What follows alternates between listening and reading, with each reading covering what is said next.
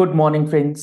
GST platform के YouTube channel में आप सभी का स्वागत है। जी हाँ फ्रेंड्स, अब आप अगर किसी अनरजिस्टर्ड पर्सन को सेल का इनवॉइसेस इशू करते हैं तो उसके अंदर एक चेंज जो कर दिया गया है अक्टूबर 2023 से, उसका इम्पैक्ट जो है वो सही से अगर आप नहीं समझेंगे तो आप आईजीएसटी की बजाय अपने इनवॉइसेस पे सीजीएसटी और एसजीएसटी जो है वो चार्ज कर बैठेंगे, या फिर सीजीएसटी एसजीएसटी की बजाय आईजीएसटी चार्ज कर बैठेंगे, क्योंकि यहां पर बहुत जरूरी अमेंडमेंट कर दिया गया है आईजीएसटी अमेंडमेंट एक्ट 2023 के हवाले से। क्या है पूरी बात, पूरा सिचुएशन समझिएगा। मान लेते हैं एक शॉपकीपर है ए, ये है रजिस्टर्ड पर्सन, ये है सेलर, ये अपने आइटम्स को सेल कर रहा है, प्रोडक्ट्स को सेल कर रहा है। यहां पर एक पर्सन है बी, ये है अनरजिस्टर्ड पर्सन। अब जब ये अनरजिस्टर्ड पर्सन है तो यहां पर आपके लिए एक बेहद इंपॉर्टेंट अमेंडमेंट आया है। क्या है, अच्छे से समझिएगा, पहले केस समझिए। अब मान लेते हैं ये जो पर्सन है बी, जो अनरजिस्टर्ड पर्सन है, ये पर्सन है यूपी का और आप है दिल्ली वाले। आप एज अ सेलर दिल्ली में बैठे हैं और परचेजर जो अनरजिस्टर्ड पर्सन है वो आपके पास जो आ रहा है वो आ रहा है यूपी का बंदा। अब जब ये आपसे ट्रांजैक्शन करेगा, जब ये आपसे माल खरीदेगा, तो इसमें दो बातें हो सकती हैं। एक तो ये हो सकता है कि इस माल के अंदर मूवमेंट इन्वॉल्व हो, यानी कि ये बल्क क्वांटिटी में आपसे माल खरीद रहा है, क्विंटल्स में माल खरीद रहा है, जिसमें आपको मूवमेंट करके देना है, मूवमेंट इन्वॉल्व हो। और दूसरे में है कि उसमें कोई भी मूवमेंट जो है वो इन्वॉल्व नहीं है। अगर मूवमेंट इन्वॉल्व है, लेट सपोज कि वो जो ट्रांजैक्शन है वो ऐसी ट्रांजैक्शन है जिसमें मूवमेंट इन्वॉल्व है और आपको मूवमेंट करके देना है, तो मूवमेंट करने के लिए आप इस अनरजिस्टर्ड पर्सन से जो है वो ये पूछेंगे कि माल जाना कहां है। ये बताएगा कि माल जाना है यूपी। तो इस केस में चाहे आप मूवमेंट करें या बी मूवमेंट करे, आपके लिए कोई दिक्कत नहीं आएगी। जब आप टैक्स इनवॉइस इशू करेंगे तो वहां पर आप प्लेस ऑफ सप्लाई क्या डालेंगे, एज पर सेक्शन 10(1)(a), वहां पर आप प्रोविजन के हिसाब से जो भी अमाउंट सीजीएसटी एसजीएसटी में आपको चार्ज करना है या आईजीएसटी में चार्ज करना है एज पर पीओएस, वो आप चार्ज कर लेंगे, क्योंकि आपको ये पता लग जाएगा कि हाँ प्लेस ऑफ सप्लाई जो है मेरा यूपी बन रहा है। क्योंकि प्रोविजन ये कहते हैं मूवमेंट के केस में जहां मूवमेंट टर्मिनेट होगी फॉर डिलीवरी, तो यूपी का बंदा है, अगर वो कहता है मैं यूपी माल लेकर के जा रहा हूं तो ये क्लियर है। लेकिन ये कब, जब माल मूवमेंट के साथ जाना है। तो यहां तो क्लैरिटी आपको आ जाएगी कि आईजीएसटी इनवॉइस पे चार्ज कर लेना है। लेकिन अब यहां पर दिक्कत कहां आएगी कि जहां गुड्स का मूवमेंट इन्वॉल्व नहीं है।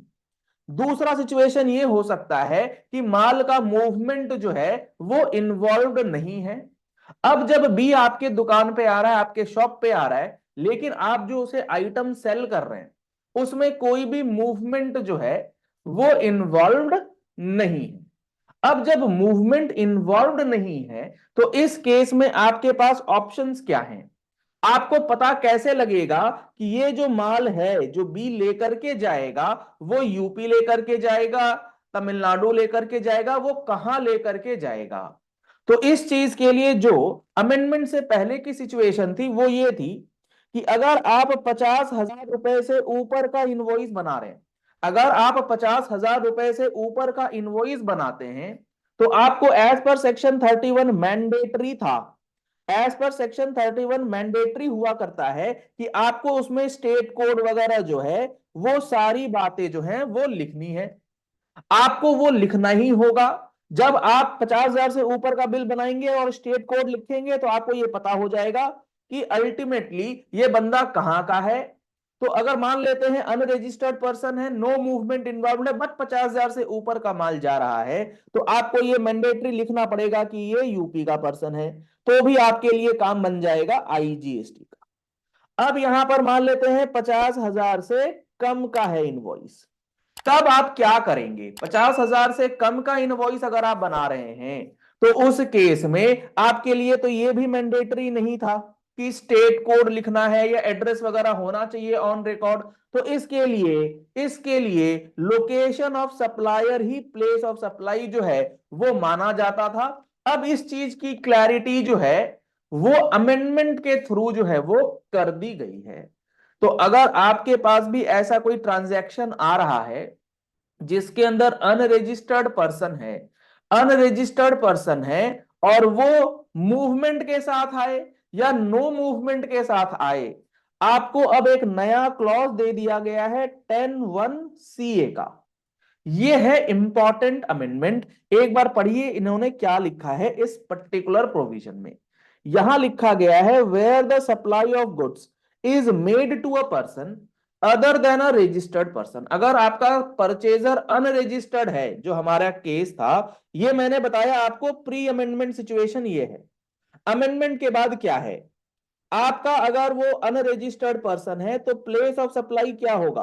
तो प्लेस ऑफ सप्लाई जो रहेगा वो रहेगा in accordance with the provisions of clause C है, चाहे क्लॉज ए या क्लॉज सी में कुछ भी लिखा हो। क्लॉज ए में क्या लिखा था कि अगर मूवमेंट इन्वॉल्व है तो जहां मूवमेंट टर्मिनेट होगी। क्लॉज सी में क्या लिखा है? अगर मूवमेंट नहीं है तो जहां पर गुड्स हैंडओवर किए गए फॉर डिलीवरी। तो उन दोनों को दरकिनार करते हुए आपको क्लॉज सी ए पढ़ना है और प्लेस ऑफ सप्लाई हो जाएगा the location as per the address of the said person recorded in the invoice. यानी कि आपके इनवॉइस के ऊपर जो एड्रेस लिखा जाएगा वही एड्रेस माना जाएगा कि वो प्लेस ऑफ सप्लाई है। और अगर आपके इनवॉइस के ऊपर अगर एड्रेस नहीं लिखा गया तो उस केस में जो सप्लायर का प्लेस है वही प्लेस माना जाएगा पीओएस। तो अब यहां इंपॉर्टेंट क्या है कि आपको इनवॉइस के ऊपर एड्रेस ऑन रिकॉर्ड कब लाना है। तो as per section 31 red with rule 46 आपको एड्रेस ऑन रिकॉर्ड इनवॉइस में लिखने की जिम्मेदारी होती है अगर आप 50,000 रुपए से ऊपर का माल बेचते हैं। तो जब आप 50,000 रुपए से ऊपर का माल बेचेंगे तो एज पर 10(1)(CA आपको पीओएस जो है वो उस एड्रेस के बेसिस पे डिटरमाइन करना है और एड्रेस के केस में आपका स्टेट कोड जो है वो मैंडेटरी रहेगा। और 50,000 से कम का माल है तो आपके इनवॉइस पर एड्रेस ऑन रिकॉर्ड नहीं होगा। उस केस में लोकेशन ऑफ सप्लायर जो है वही आपका पीओएस बन जाएगा। अगर हमारे केस में अगर बात करें तो पोस्ट अमेंडमेंट ये दिल्ली वाला पर्सन अगर इस बी को यूपी वाले को 50,000 से कम का माल बेचता है तो वो दिल्ली का ही इनवॉइस इशू करेगा और सीजीएसटी एसजीएसटी जो है वो चार्ज करेगा।